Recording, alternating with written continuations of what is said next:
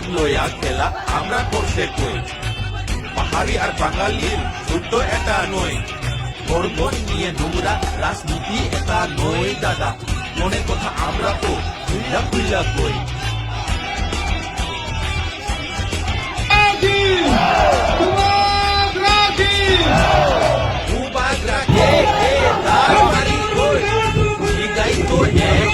মাননীয় মহাশয় আমরা বলে আরে আজকে সবাই চিল্লাইয়া চিল্লাইয়া কই আইতাছে রে যুবক রাখি এবার কি প্রাণ এবার কি প্রাণ